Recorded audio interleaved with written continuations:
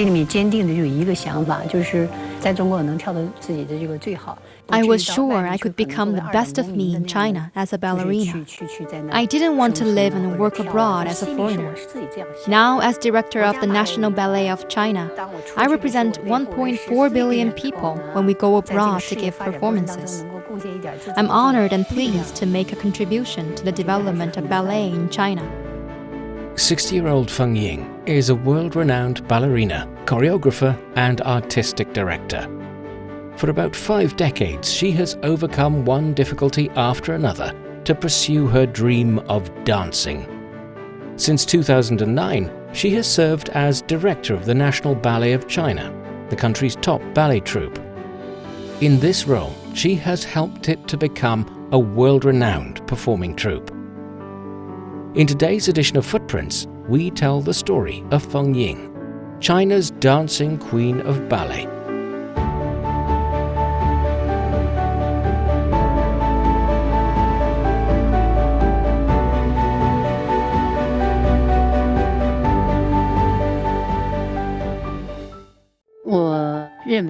At 60 years old, Feng Ying betrays no signs of old age in her appearance and manner. She is slim, elegant and graceful, with smooth moves. When we asked her what her secret was, this ballet artist said, "It's all because of ballet."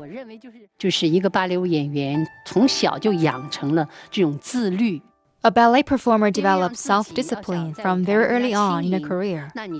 A ballet performer should be light-footed on the stage, so she should avoid excessive eating, sleeping, or having too much fun. For me, I have gained this lifestyle, and it's natural that I've always been slim and nimble. In fact, Feng Ying began her lifelong association with ballet when she was just a little girl. In 1963, she was born into an ordinary family in the city of Harbin, northeast China's Heilongjiang province. Ever since she was a child, she has been fond of dancing. Even when she could barely walk, she would stand in front of the mirror, stretching her little hands and legs, just like dancing. At primary school, she was an active participant of singing, dancing, and other extracurricular activities. In 1973, a dance school from Beijing came to her hometown scouting for talent. Tall and slim, Feng Ying, then only 10 years old, attracted the attention of the talent hunters. In the end, the school selected 18 little students. Feng was among them. In a group interview, only Feng and another student were asked to try on ballet shoes. This seemingly special treatment made the little girl feel proud. But it later turned out to be a bad sign for her and her career.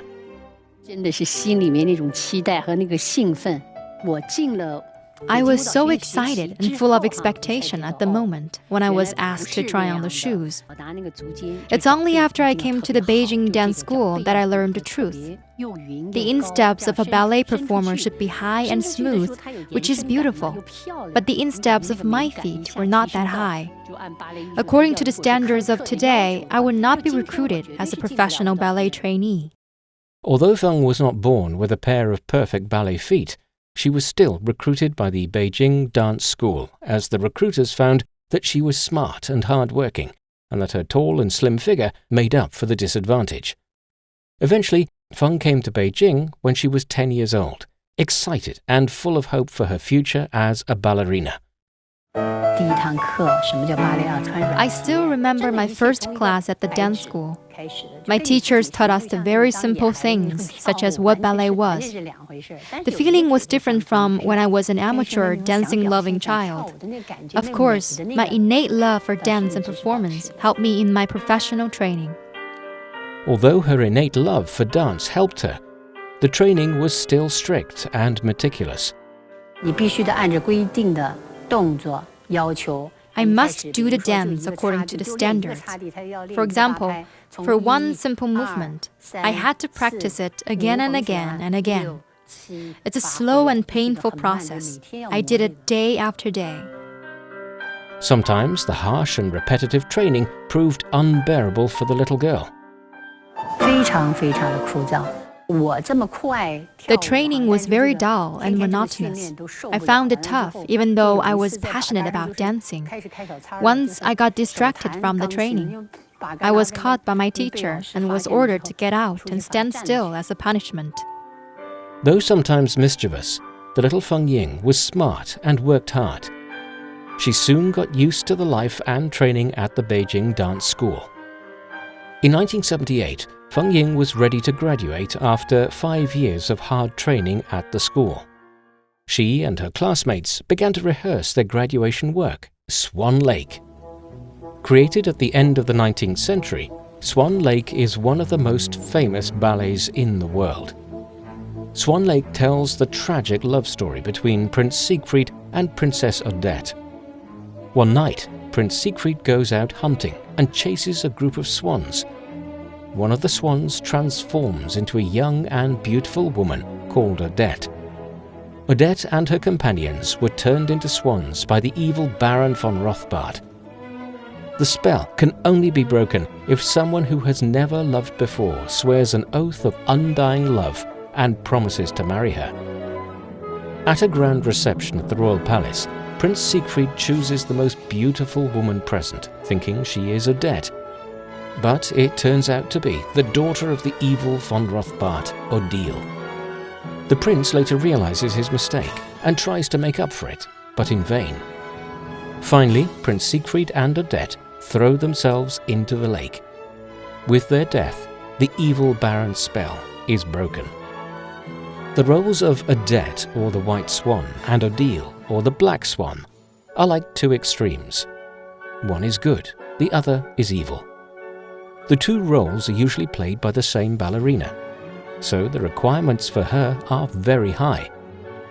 For Feng Ying, it's also a great challenge.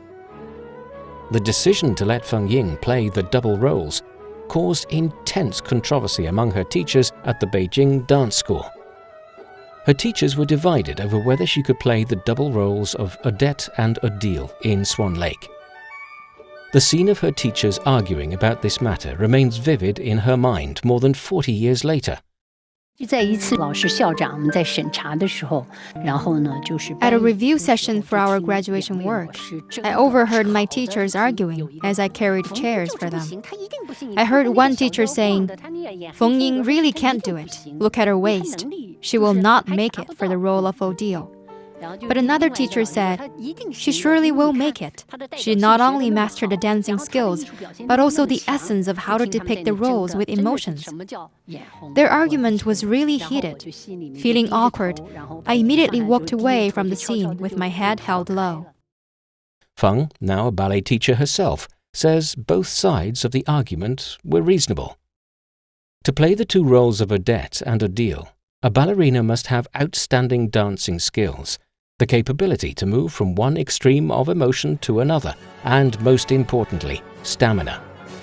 For the role of Odette, the character is youthful, pure and kind.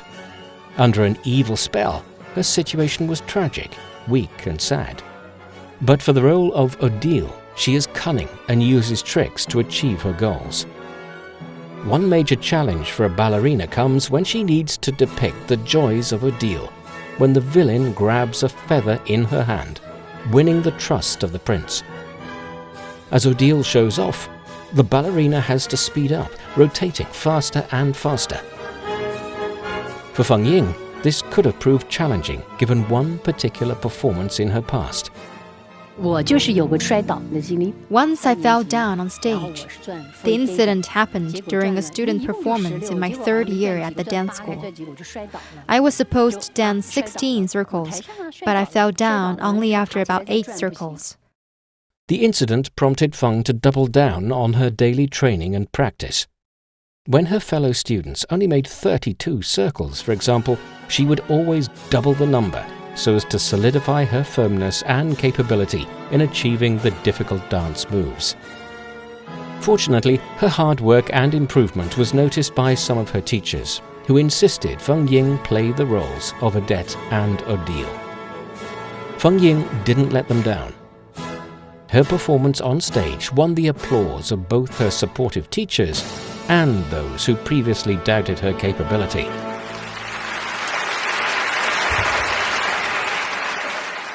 After graduating from the Beijing dance school, Feng Ying started her career in 1980 as a professional ballerina at the National Ballet of China, the top ballet troupe in the country. The young artist was soon faced with combating her natural disadvantage. For a ballet student who has perfect ballet feet, she only needed to practice a move once, but I had to practice it 5 times.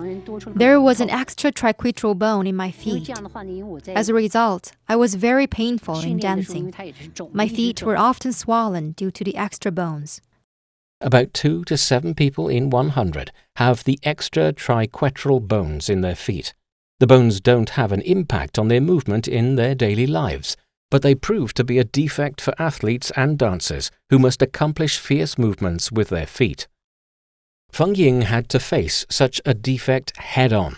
She made a daring decision to have a medical operation on her feet to improve them. I consulted with doctors who advised me to remove the triquetral bones, but they couldn't make sure the operation would result in a pair of perfect ballet feet for me. But I still decided to go ahead with the operation. Even today, I still remember the feeling I had when I heard the sound of knocking as the doctors did the operation. It felt like knocking on the back of my head. It took at least 6 months for Feng Ying to recover from the medical operation. Unable to move freely and dance, she felt lonely and even helpless when her family was thousands of miles away. I couldn't dance on stage for the Swan Lake, as I had to recover from the medical operation. I felt sorry for myself and wondered whether I would ever be able to perform on stage as a shining ballerina. Fortunately, her colleagues came to her support and surrounded her with love and care.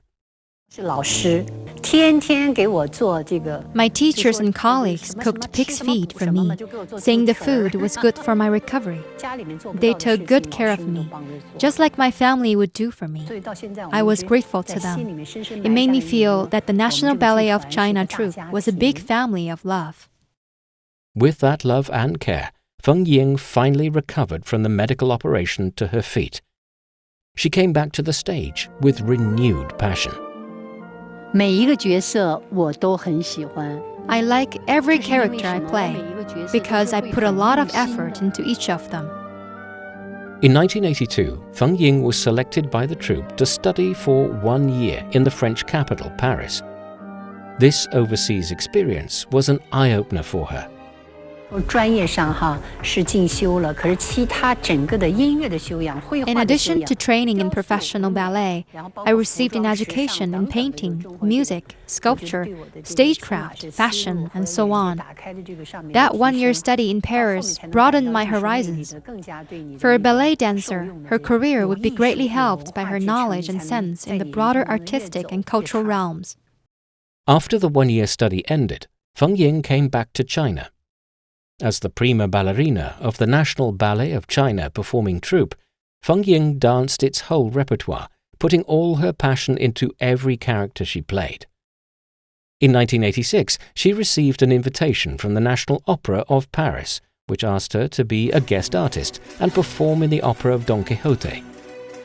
She accepted willingly and did a great job.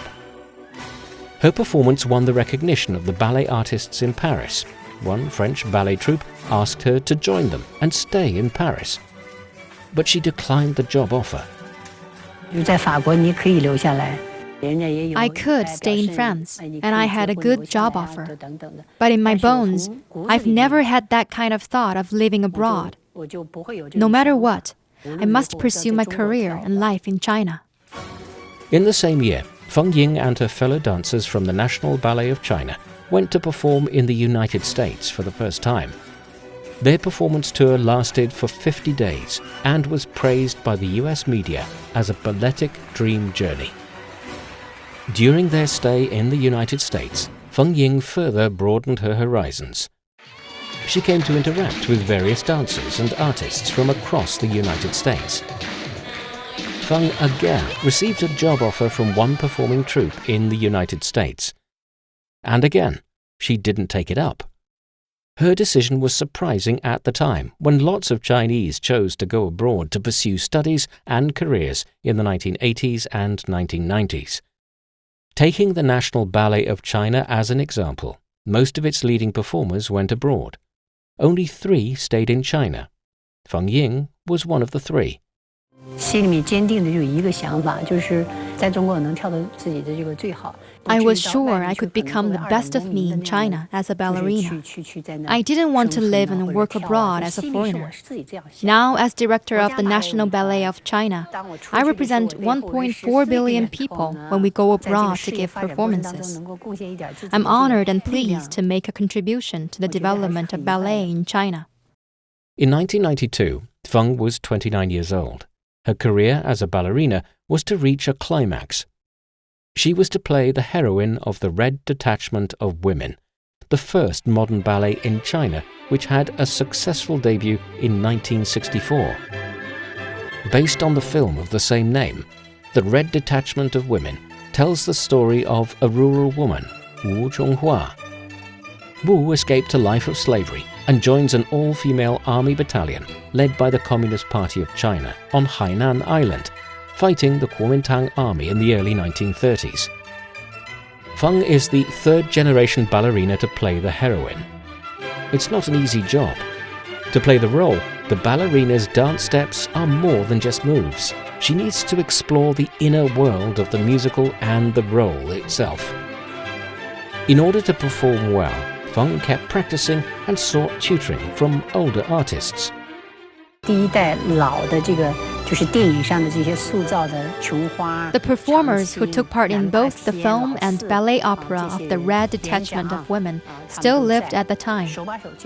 They coached me every step of the way about how to act on stage for The Red Detachment of Women. I was very fortunate. Feng Ying even redesigned the movements and added her own understanding to the character. 琼花是一直梦想的角色，真的从小。 Chonghua was the character I always dreamed of playing. But it was only in 1992 that I finally realized my dream of performing in The Red Detachment of Women. After discussing with the director, we made the character have more delicate emotions. For example, in the scene where she dances solo after the rain, she was beaten unconscious. The heavy rain was pouring. When she was awakened by the thunderstorm, how did she get up when she was powerless and injured? It's not possible to just stand up. In fact, you have to struggle because of the pain.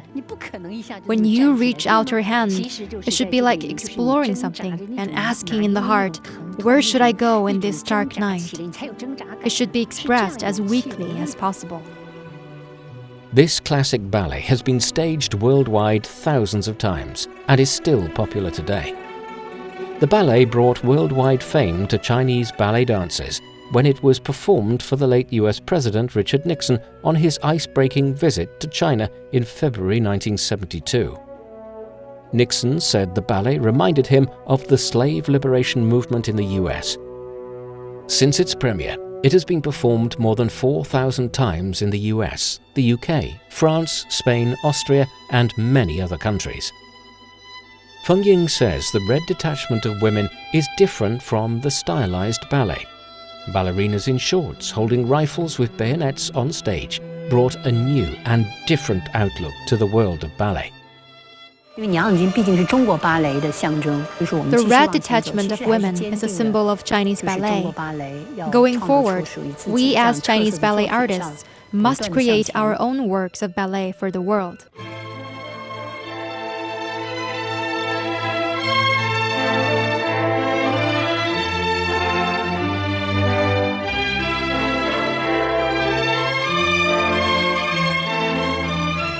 In 1996, at the age of 33, Feng Ying said farewell to the stage and became a ballet teacher.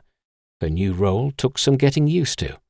这个是残酷的，就是他的艺术生命在舞台上能够展现自己的时间。 It's cruel for an artist to end her artistic life on stage. The time is short for a ballerina to shine as a performer. For me, I was once a shining star ballerina on stage. But then I had to work behind the scenes. I felt a sense of loss and frustration. It did take some time before Feng could get on track of her new role as a teacher. 就我经常会就告诉自己，你不能上台，你不能再跳了，你就是这个。 I often told myself that I was not able to dance on stage anymore. I gradually transformed my mind. I began to feel proud of my students and young colleagues when they succeeded on stage. As a teacher, I tried to figure out their shortcomings and help them improve. I was very strict with them. I even yelled at them during rehearsals or training. 到这儿先要下去。 Feng poured her heart and soul into cultivating the young dancers in her troupe and felt happy whenever they did well on stage. Together with her colleagues, she trained a dozen dancers who all received gold prizes at major international ballet competitions. In 2009, Feng Ying began serving as the director of the National Ballet of China. To facilitate original creations, Director Feng Ying has organized the Ballet Creative Workshop every year since 2010, training a group of talented ballet choreographers and presenting a dozen original modern works.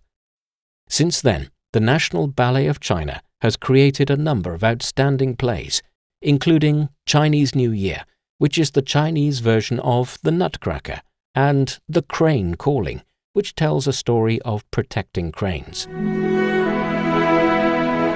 In September 2015, the troupe premiered its original production, Crane Calling, at Beijing's Tianqiao Theatre. Crane Calling is about a woman who looked after cranes and sacrificed herself to save some cranes in a rainstorm. The idea of creating a ballet based on the story came to Feng Ying during her visit to her hometown in October 2008. Zhang Junxin, a ballet dancer and choreographer with the National Ballet of China, says Feng Ying played the crucial role in making the production of Crane Calling possible. Director Feng Ying has done a good job in laying the foundations and tutoring our performers for Crane Calling. Every time when we create a new production, she gives us instructions and advice. With her support and instruction, the 2015 debut of Crane Calling was just possible. Since then, the performance of this ballet has been different every time. We made adjustments and tried to perfect it all the time. We want to make it a classic ballet. Under the leadership of Feng Ying, the National Ballet of China has been focusing on the creation of modern works while also polishing the classics. Now, the troupe has over 200 works in their repertoire, receiving recognition both at home and overseas. Feng has said that ballet requires perfection, and as a ballet artist, she may never achieve it, but she and her colleagues will always pursue that goal.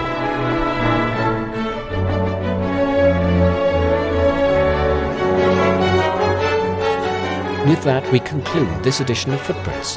Thanks for listening. I'm Bob Jones. If you're interested in hearing more about the lives of ordinary people in China, follow us on Apple Podcasts or any of your favorite podcast platforms. Just key in Footprints and you can find more stories anytime, anywhere. We'll see you next time. Bye for now.